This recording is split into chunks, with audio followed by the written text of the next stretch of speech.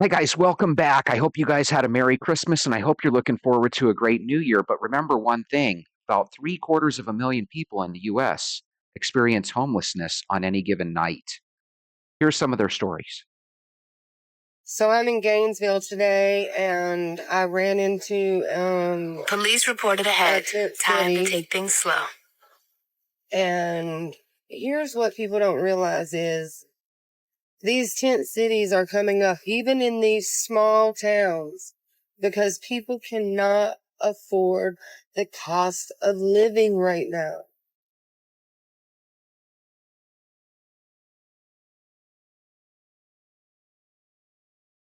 You know, what's interesting is you can go to almost any part of any city and you'll see some of these makeshift little tent cities. And what really gets me about apartment complexes is it seems like they feel like it's their duty to raise the rent every 6 to 12 months, regardless on if they need to or not. If you live in an apartment complex that just seems to raise the rent every 6 months, regardless, and I say regardless because they don't exactly make the apartment nicer, it's worse than it was the previous year. The only thing that goes up is the price. What's up, y'all? I'm on my way back from the store and I really was doing an observation. Something just hit me, and I guess because I was at the pump and a guy was like, hey, good morning. Hey, good morning.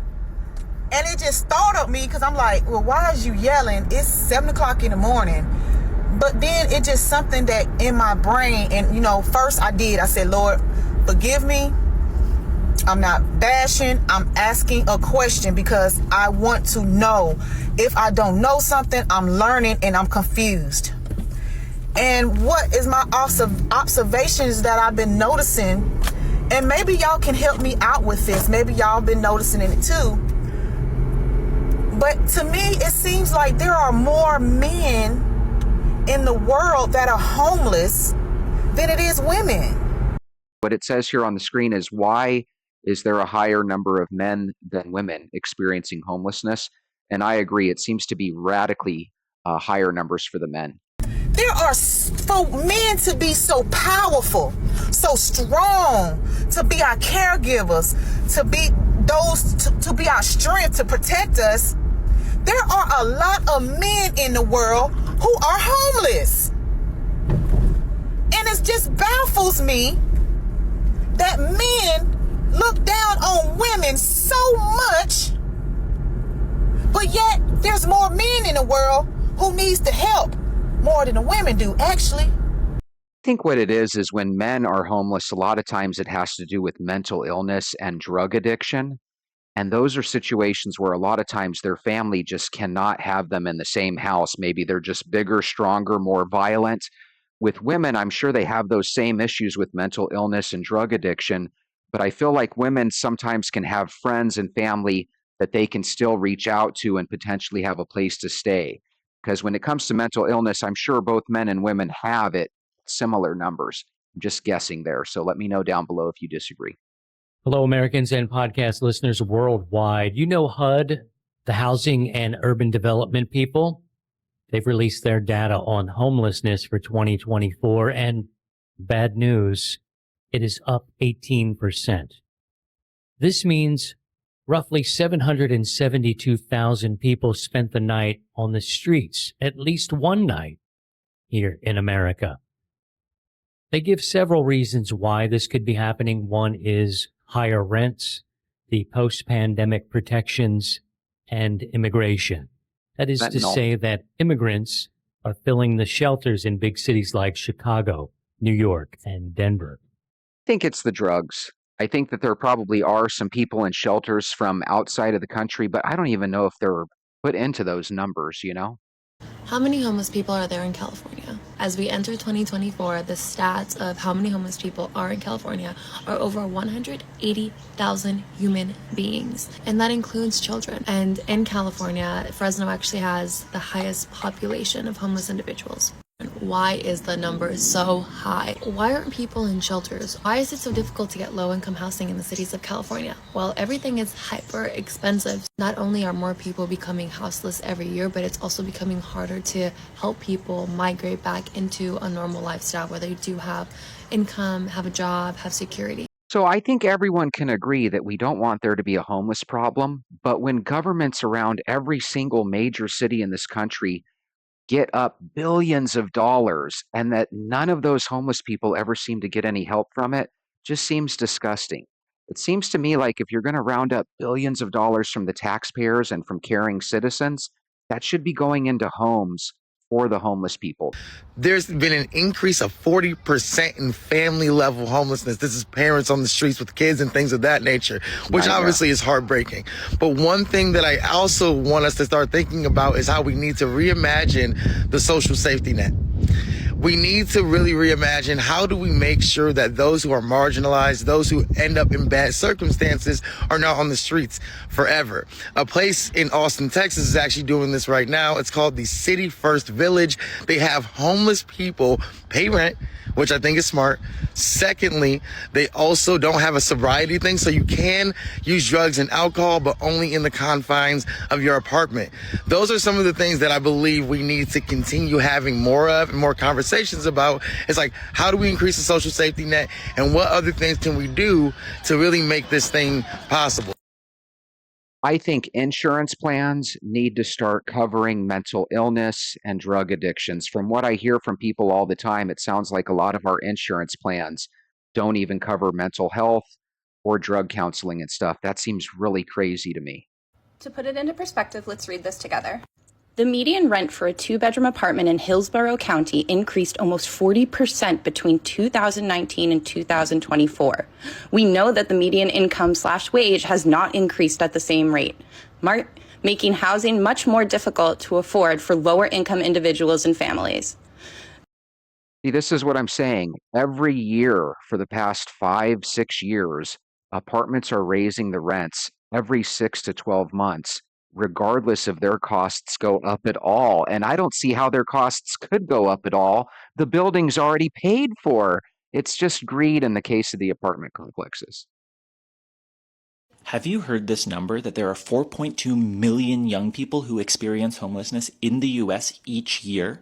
We use this number all the time when we're talking about ending youth homelessness because it's shocking, true, and gets to the root of an issue with the way that we count youth homelessness. There were some people online recently saying that they thought this number was fake because it's higher than the number that the US government puts out for chronic homelessness nationwide. They were saying that there just can't be millions of youth sleeping on the street. And that's true, there aren't millions of youth sleeping on the street. But our number is so much higher because just looking at chronic homelessness and just looking at unsheltered homelessness is a really bad way to define the issue for youth homelessness. And that's because most youth who experience homelessness aren't homeless for the entire year. It's more often like getting kicked out of your house for a month and needing to find some place to live until things settle down.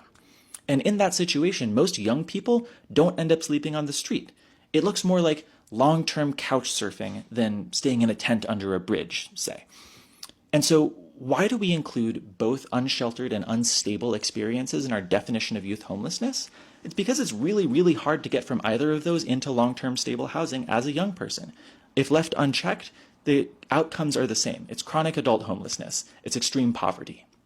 So when he said youth homelessness, I'm picturing a family with 2, 3, 4 kids. That's what I thought it was. But I guess he kind of brings up another good point. According to the Associated Press, the United States saw an 18.1% increase in homelessness this year. God dang. With more than 770,000 people counted as homeless. In 2023, the U.S. saw a 12% increase in homelessness. That's 30% over the last 2 years. But hey, remember, the economy is doing great. Yeah, once again, it seems like our government is really good at lying to us. And more than that, it sounds like a lot of us are willing to perpetuate that lie. It's pretty crappy. Yeah, I just want to say cherish y'all family and cherish y'all Christmas because for my Christmas, I'm living up in the hotel. I've been living up in the hotel for 5 months. And I don't got no Christmas tree, no nothing. Just trying to earn money to pay disown them. So cherish y'all Christmas, man, because mine sucked this year. And this one of my favorite years. I mean, my favorite holidays. I ain't do nothing for it. And y'all probably was eating good. I ate a can of soup for Christmas. You ate a can of soup for Christmas. I did have a nice Christmas. I hope you guys did too. But remember, there's people out there that are lucky just to have a can of soup. Here's another point of view. Homeless people make the environment unsafe.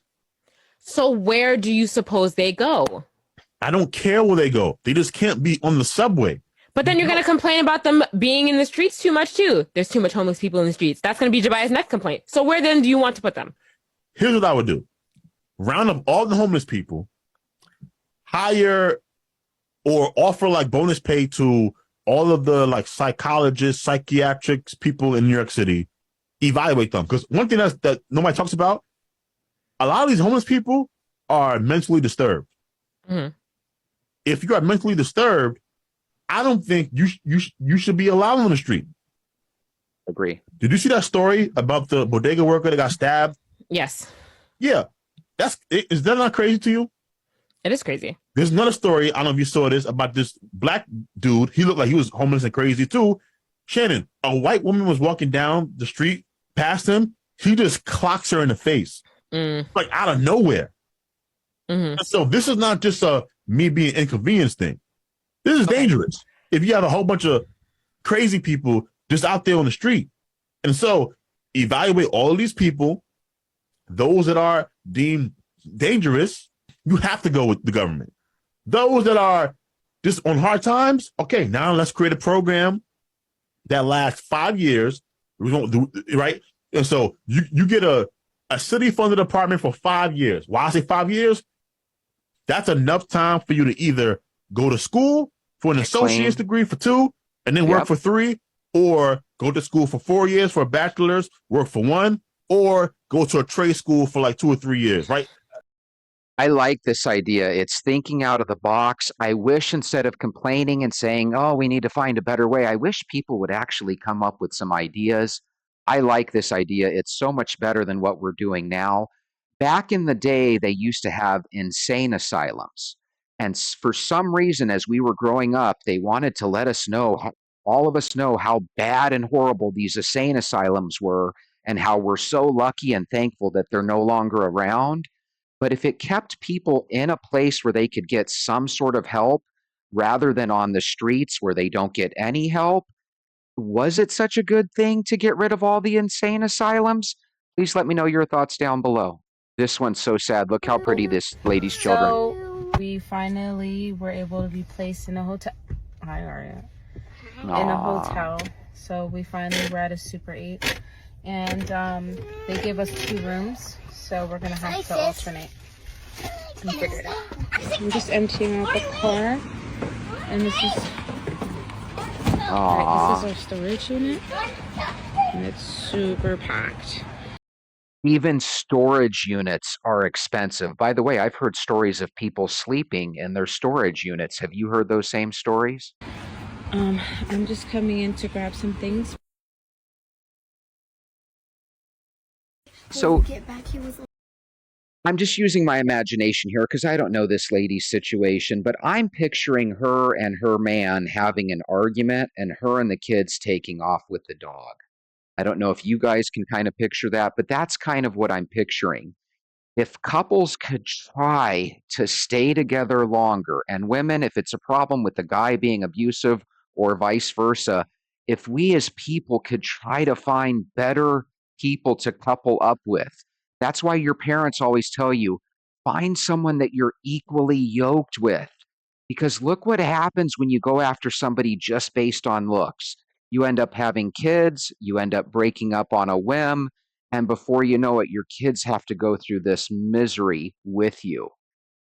I smoked crack for the first time when I was 18. I was at a party, man, and a bitch gave it to me. I followed a bitch. I really don't want to explain that anymore because the crack is the hold on you.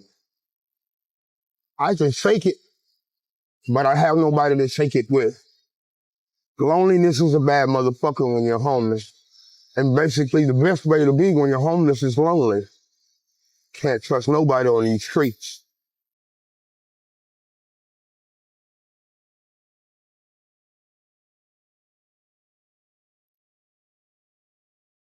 People get hurt out here every day. I've seen people get their head smashed in. I've smashed head in. So who you gonna call? Ghostbusters? So what this guy says sounds really gruesome and disgusting, but it's so true, and this is why we need to do better than investing billions of dollars into government plans and programs that don't work. They should be forced to use that money to create hotels or buildings or makeshift homes to actually get people off the street exactly for that reason, for people to actually get assaulted while they're out there. To me, I blame the government. Most people that are homeless are not criminals. They're just down and out. And especially with inflation, we're going to have tens of millions more homeless coming. Because people that are on the poverty line, how can they afford bread right now? How can they afford gas? It's $5 for bread. It's $5 for gas. It's $5 for milk. When we grew up, it was 1 and 2. That's not a little bit of inflation. That's a 300-400% inflation. People literally can't afford to make moves. I say that because millions more people are going to be homeless. And we have to very aggressively figure this out. So here's my thinking. Instead of us all getting a $5 an hour raise every year, which just makes prices get even more unattainable, why don't we all agree to take a $5 or $10 cut in wages? And why don't we get all these apartments and all these stores and everything to lower their prices by 25 to 30%?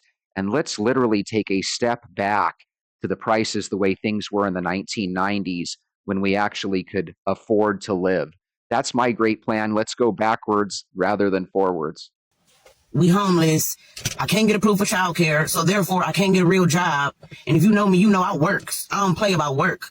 But I'm only doing this delivery thing right now because that's all I can do. But in Texas, I thought everything was bigger in Texas, but obviously it's not, because I can't even make barely $20 to $30 a day. When I was at home, I get orders for $40, $50, $60. I get to Texas, I see orders for $5, $7, $10. Like, it's a struggle to make $20, $30 a day, like I said. I mean, I don't get child support. I ain't got no family here that can help me. I can't leave because my car keep breaking down every other day. So, like, what am I supposed to do? Your best game plan would be to find a way to go back to where you started and where you were making good money. For some reason, you moved out to Texas or whatever state she said. It sounds to me like it's not working out for you there. I would retreat back home. One of the things that we have to do as a people is we have to come up with some better plans and some better options.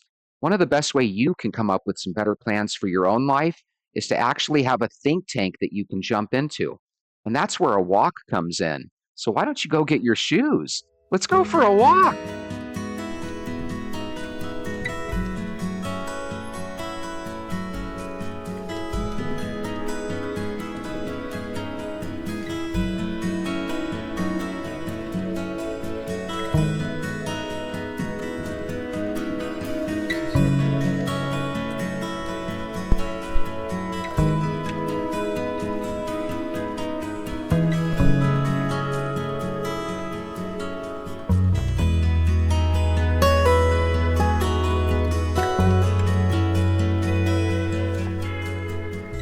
Good morning, venters, or afternoon, or early evening, whenever the heck you're listening to me.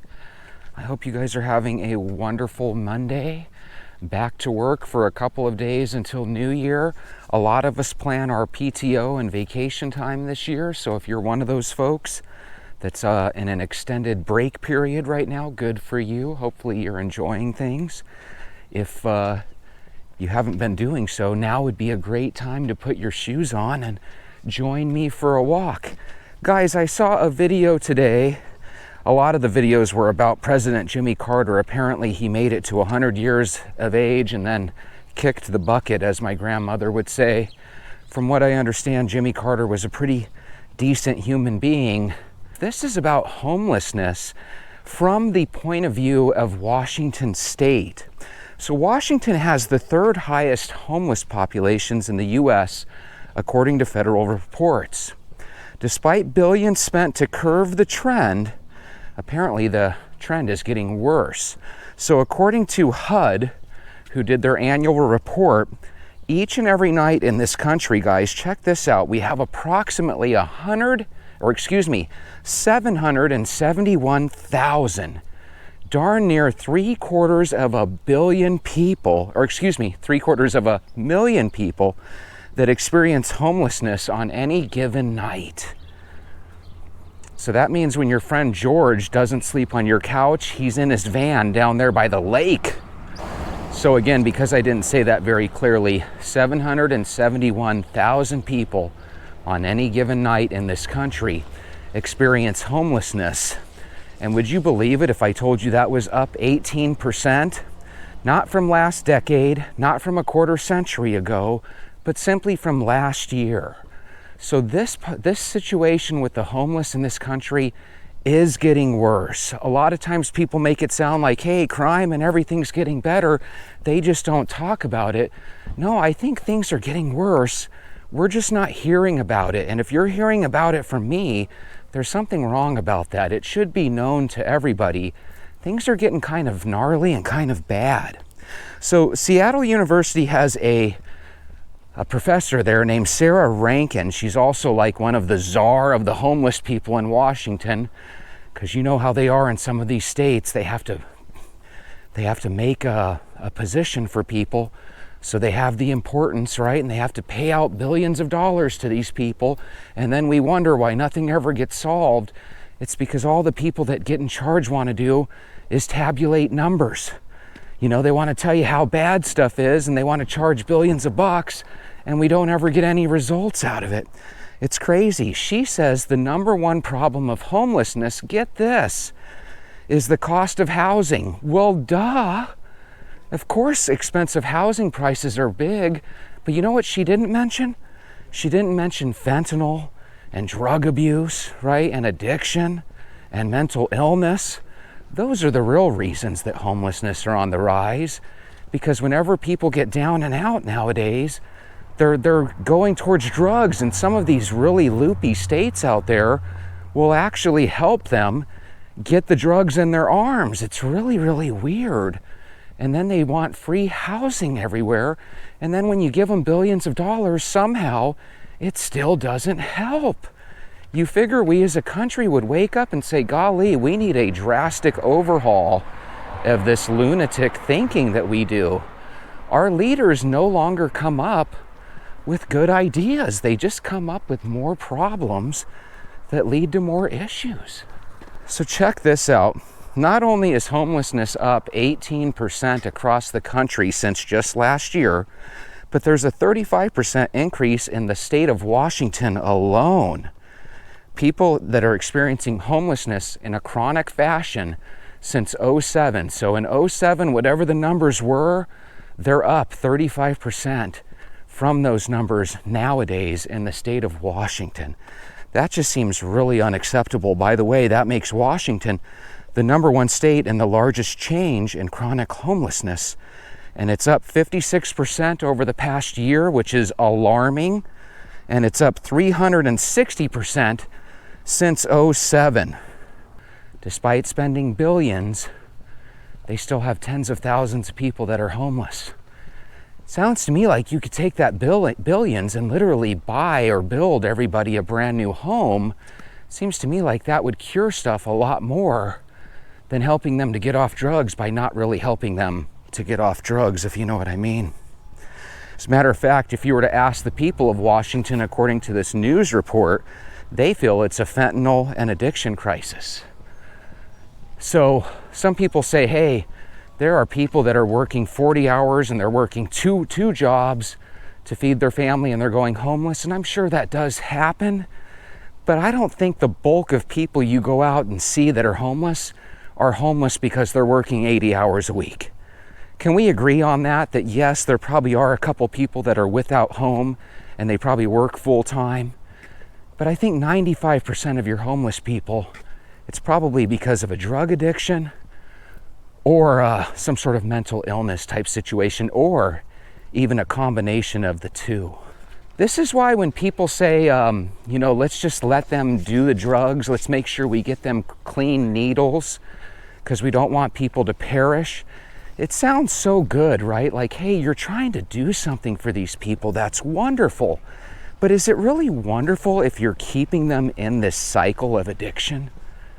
Right? I mean, if somebody were literally willing to pay for your housing, your food, your drug needles, and your drugs themselves, are they really helping you?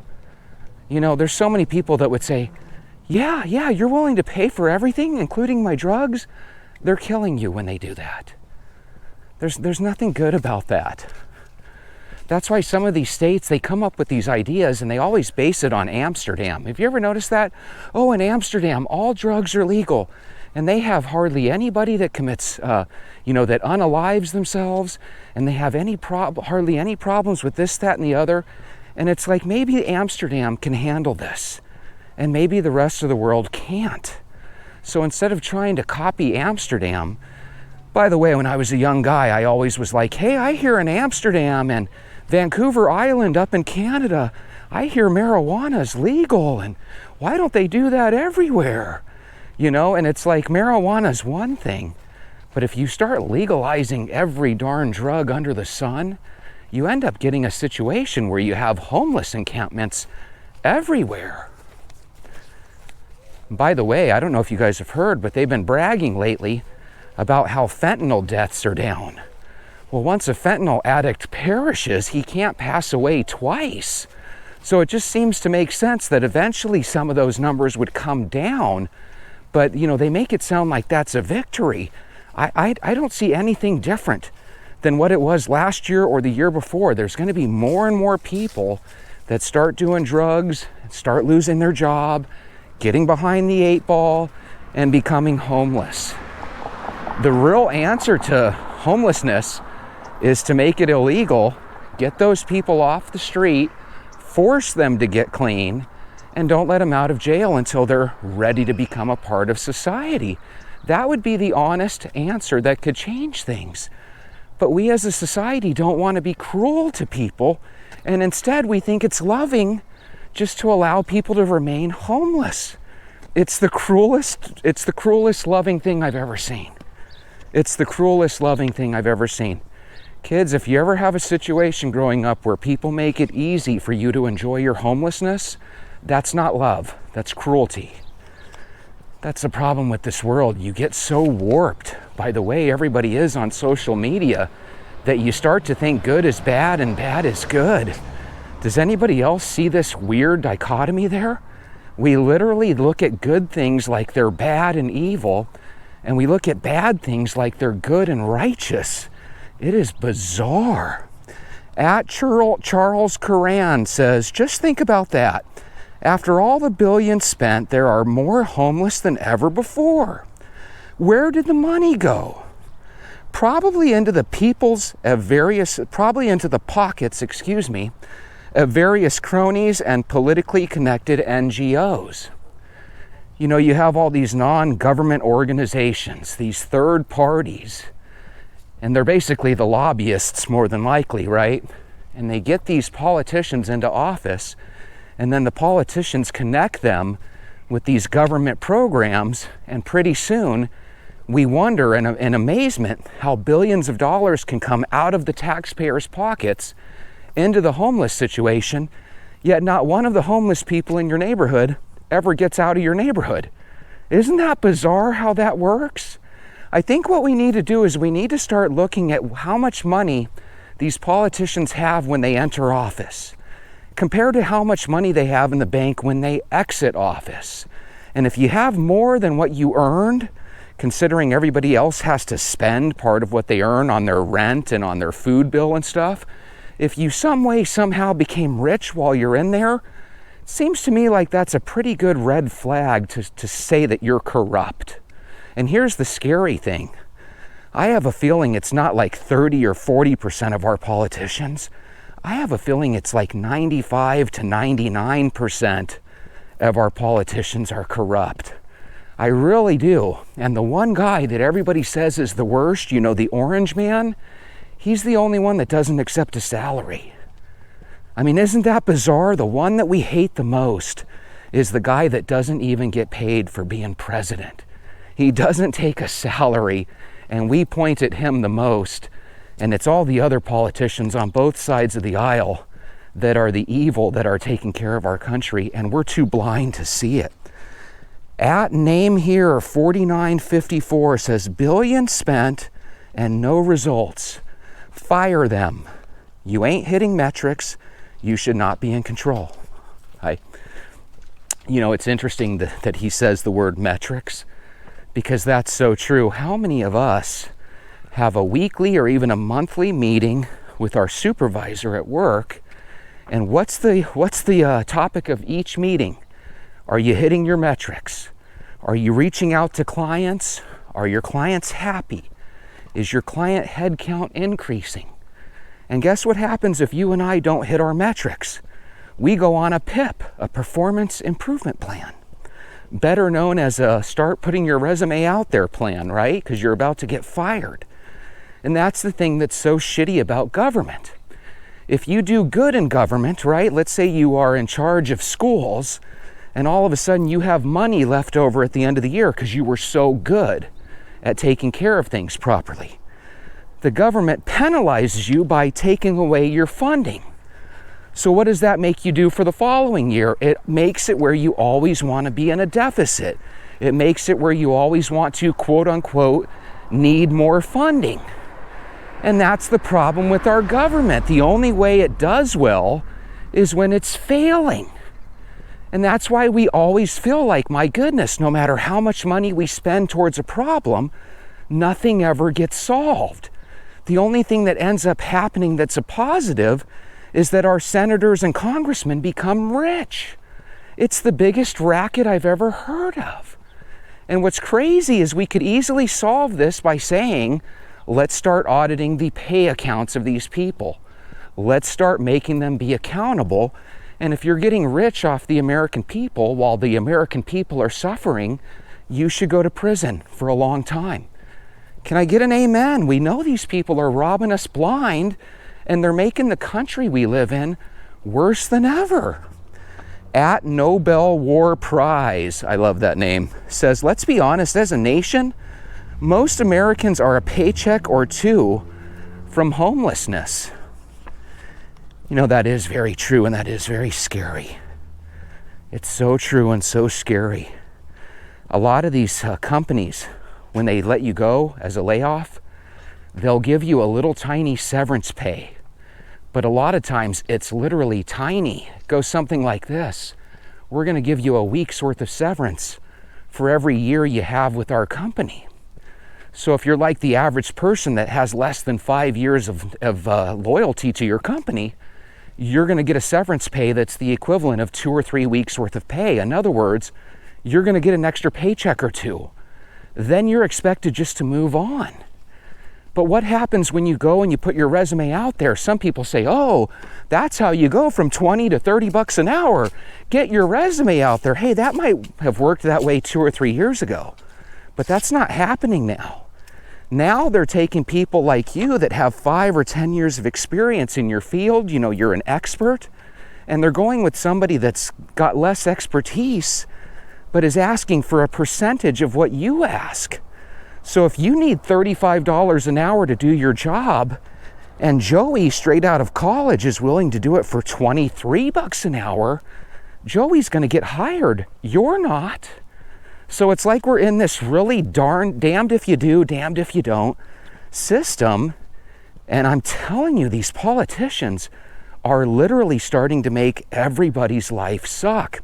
The problem is, if you're super successful in life, it's really hard for you to see this, because when your coffee at Starbucks goes up $1.50, it doesn't really kill you or hurt you that bad. But for the person that has to save and scrounge for that daily Starbucks, it does hurt them. At Eclipse KCB 9201 says, I just paid the rent. Now I have a place to starve for a month. Yeah, isn't it funny? Every time we elect a president, or every time we elect a congressman or a senator, whether it's at the state or federal level, we're always told how they're doing such a great job and things are going to get better. And yet every single one of us to a T says things don't seem like they're getting better. if you remember last night's video, or if you didn't see it, maybe take a couple minutes and watch it. There were a bunch of people that were basically telling their job to take a hike, that they were quitting, right? And so many of them felt so happy because that burden was coming off their shoulders. What they didn't tell you was that the smart ones already had another job lined up. So what do you do? And I'm not saying you, I'm just saying in general. So what do? You say, hey, Becky's quitting, now she's happy, I'm gonna do the same thing. The only difference is Becky has a job that pays better lined up, you have nothing. That's how people can get trapped, and all of a sudden they have to go move in with their brother or sister-in-law, or all of a sudden they have to go live in their van down by the lake. You have to quit looking at other people and comparing yourself to them. There's a famous thing that happens in this country where we look at people that are smiling and happy on Facebook, and we want to be so happy just like they are, and we don't realize that every year millions of us are going into credit card debt so that we can go on the Hawaiian vacation, and we can go rent a hotel and have, expensive champagne. And what people don't realize is that the better way to get ahead in life is to pay off those credit card bills, become debt-free, get to the point where if something happens to your car, you can actually afford to fix it and get right back on your feet.